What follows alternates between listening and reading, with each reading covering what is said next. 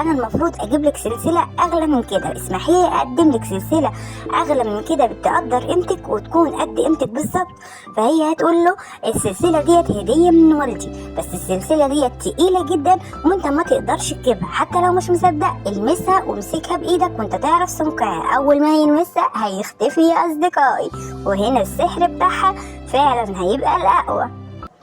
وهنا الأميرة هتبقى مبسوطة جدا إن القوة السحرية اللي جواها هي اللي كسبت، وقدر الشر يتغلب على الأمير ويخفيه ومحدش يعرف سرها. هتخش المملكة عادي خالص وهتتعامل بطبيعتها، لا وهتكذب كمان وتقول لوالدها كان واقف معايا بنتكلم وفجأة سابني ومشي وشكله كده مش ناوي على جواز.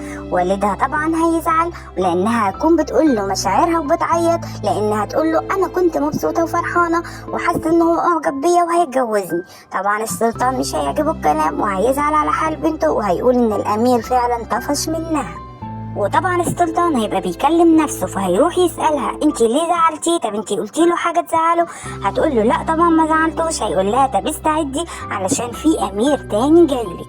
وطبعا الأميرة بدورها هتعمل ايه؟ هتستعد. الأميرة شاه هتستقبل العريس الجديد بكل حب قدام الناس، اما اللي مستخبي محدش يعرفه غيري انا وحضراتكم.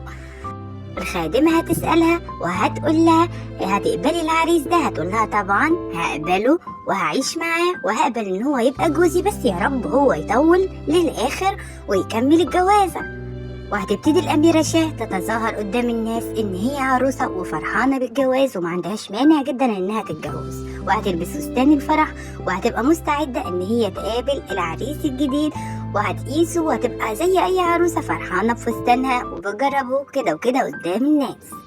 بس للأسف فرحتها مش هتكمل للآخر، فرحتها المخادعة قدام الناس ديت مش هتكمل. والدها هيجي ويقول لها العريس اعتذر وخايف جدا، وابتدت الأقاويل تكتر في البلد إن انت السبب وإن انت اللي بتطفشي العرسان والعرسان خايفة تتقدم. طبعا الأميرة شاه هتحزن لأن السحر كده ابتدى يتقلب على الساحر، وهتلبس اسود.